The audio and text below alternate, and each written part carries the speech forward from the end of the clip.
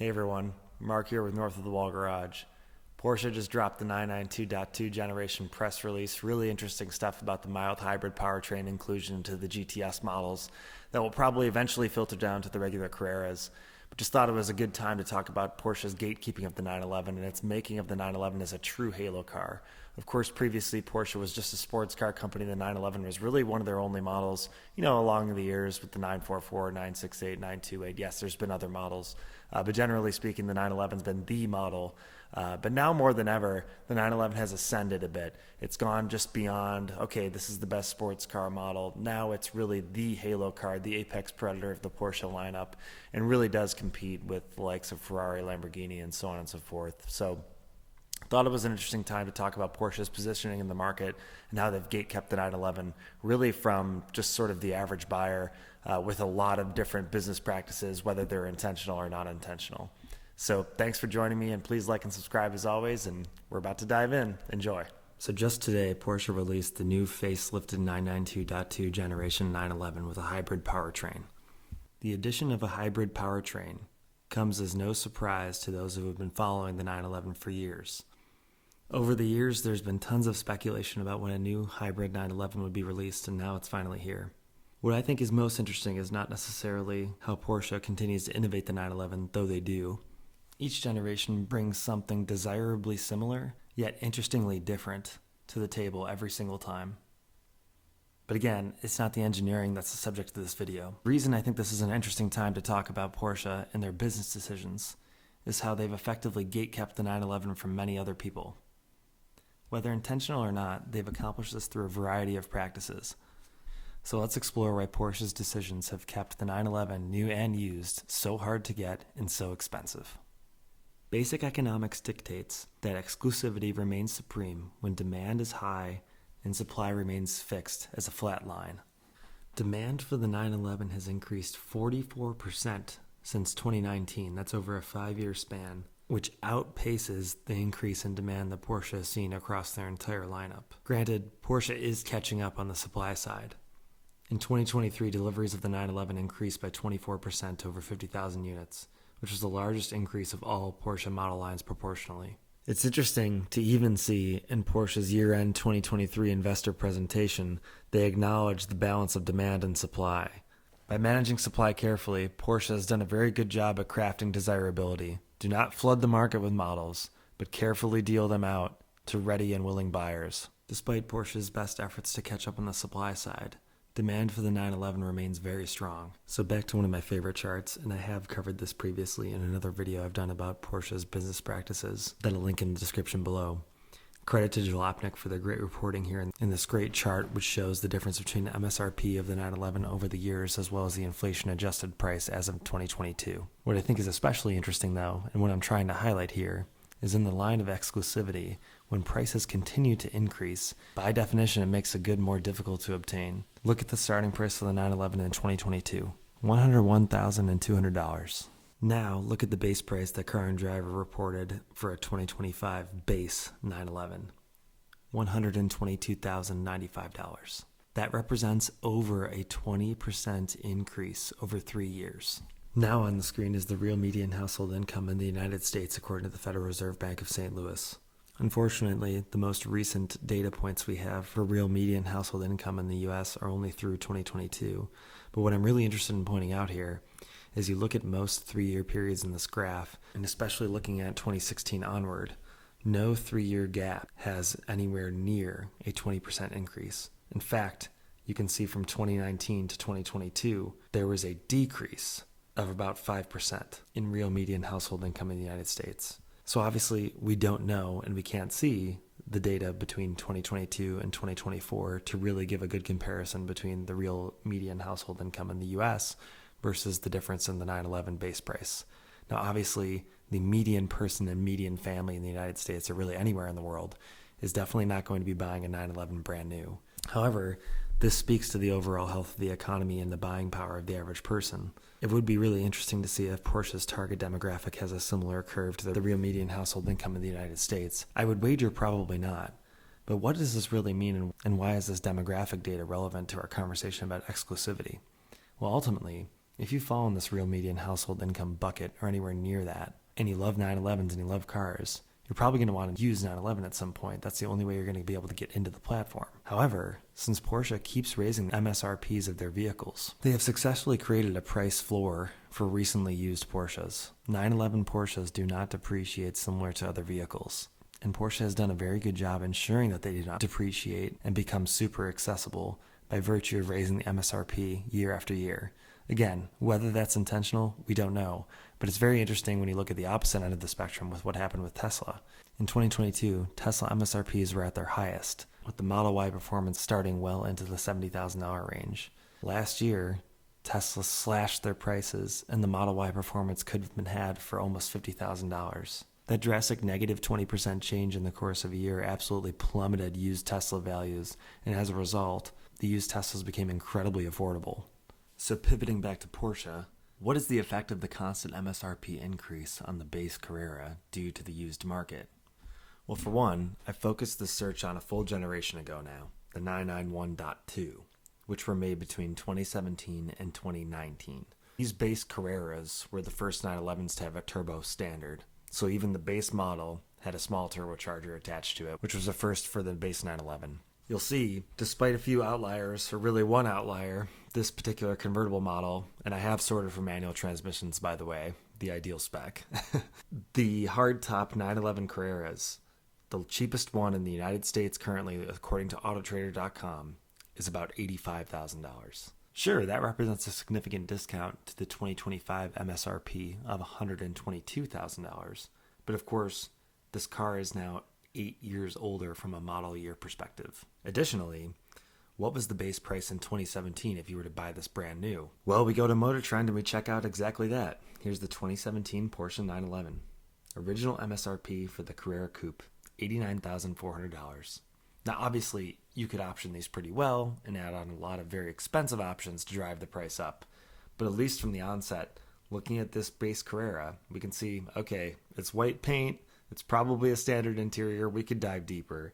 But regardless, $84,900 compared to the original starting MSRP of $89,000 is a spectacular demonstration of how the 911 retains its value, and depreciation has not had its effect on these prices of the 991.2 911s. The second significant component as to why Porsche gatekeeps the 911 relates to its decision to become a high-volume SUV and passenger car company. Since its introduction in 2002, the Porsche Cayenne has been a major success. Of course, the Cayenne would later be followed by the Panamera and Macan passenger vehicles, which continue to be high-volume success stories for Porsche. Before the Cayenne's launch, Porsche exclusively made sports cars. In the early 2000s, it was simply the 911, all of its trims at the time, and then the Boxster. Before that, of course, in the early 90s and late 80s, you had the 911, you had the 944, you had the 928, the 968, and so on and so forth. There are many different variations of the Porsche sports car. None as iconic as the 911, but nevertheless, they rotated through different configurations and interesting sports cars over the years. The Cayenne was the first attempt at an actual passenger vehicle for Porsche. The reason the Cayenne was released in the first place was due to Porsche's own market research about its customers. Not surprisingly, for the vast majority of Porsche's 911 customers, their 911 was not their primary vehicle for transportation. In Porsche's own studies, they found that 911 customers typically had a BMW X5 or Mercedes ML as a primary transportation vehicle. By creating the Cayenne, Porsche would no longer be losing most of these customers to BMW or Mercedes and instead have their own offering for the 911 customer to enjoy a Porsche on a daily basis. The Cayenne's success ultimately spurred the development of the Panamera and Macan vehicles. A halo brand like Porsche, once only reserved for the top of the top sports cars only, was now diluted slightly down to SUVs and passenger vehicles. But what that meant was, customers didn't have to make compromises to have a Porsche badge in their garage. The Cayenne was the now do-it-all vehicle. And you could have a Porsche in your garage too that you could drive all year round, 365 days, in all types of weather conditions, and that was relatively simple to maintain. Lest we forget, only 10 years prior to the release of the Cayenne, Porsche still had excess capacity on its assembly lines and was using those lines to build out the Mercedes-Benz 500e and Audi RS2. In the early 90s, Porsche was in dire financial straits because, of course, when you only produce sports cars, and sports cars in general are viewed as a luxury item, Your success is solely dependent on the luxury market and not the actual needs of individuals for daily driving. And of course, when Porsche was undergoing financial difficulty, there were not 911s going for massive premiums over MSRP. There were not used 911s that weren't depreciating. It was a totally different market, and despite its great history, Porsche had not yet built its untouchable status that it enjoys today. A company that's financially struggling needs to put out volume, needs to sell cars, and the 911 wasn't hard to get in the 90s. So connecting this back to the Cayenne is an extremely high volume seller and one of the bellwethers for the Porsche business. Ultimately, the high volume sales of the Cayenne, Macan, and Panamera help support the production of the 911, which is not nearly as a high margin vehicle as the SUVs and passenger vehicles. So now, since Porsche as a business doesn't have to sell 911s to survive and instead focus its efforts on the high volume sellers like the Cayenne and Macan, the 911 has become even more exclusive. It's there for the sake of history and as a halo car for the brand, but it's not what's supporting the business year after year after year. As a result, Porsche has figured out they can basically charge what they want. They keep making an excellent product that's highly desirable, and each incremental MSRP increase doesn't affect sales volume. In fact, as we saw previously, sales volumes for the 911 are up. And connecting this all back to the used market again, if you make the new cars harder and harder to buy by virtue of raising the prices and wait lists and all these other factors, the used 911s will then have a price floor and be quite expensive to obtain even years after they've been released. What's especially interesting to look at as well is Porsche's Q1 2024 investor presentation, where model distribution in thousands of units is disclosed. You can see out of almost 77,000 vehicles distributed in Q1 2024, the Cayenne and Macan together make up 62.6% of those deliveries. So the SUV high-volume business represents more than half of Porsche's business in Q1 2024, and other periods are also consistent with this. You'll see the 911 has caught up a bit, being the third highest volume model in this particular quarter. These are the results of Porsche's push to catch up on the supply side to extensive demand for the 911. And although the 911 remains a lower margin vehicle, increasing MSRP and customization have given Porsche a higher margin on the 911 than in previous years. And now pivoting to their 2023 year-end presentation where more information is disclosed, a model like the Taycan that Porsche would love to see go higher volume, though the EV market has seen a significant pullback. 60% of Taycan buyers are first-time Porsche customers, and that is absolutely the goal. Get people into the brand and captivated by the brand. And that has always been the goal of the higher volume vehicles. Have the Porsche in your garage without the difficulty of living with a sports car every day, even one as good as the 911, that you could really daily drive if you wanted to. Here's an additional snip of demographic data from Porsche. You can see on the left their existing target groups: high standard of living, ambitious, and high income. Those are likely the 911 buyers. On the right are their new target groups, which you have to appreciate their descriptions here: driven youth, driven women, creative leaders, progressive youngsters. But clearly, this target group is, again, more of the high volume side of the business, looking at those Macans, the Cayenne, and the Taycan. And the important thing to remember is here, the left side of the group in the Porsche demographic data, the existing target groups, that is a captive audience. Those are the folks who will be ordering 911s year after year and are relatively insulated from any price increases. New target groups, of course, would be more sensitive to price. And keep in mind, these are all new Porsche buyers.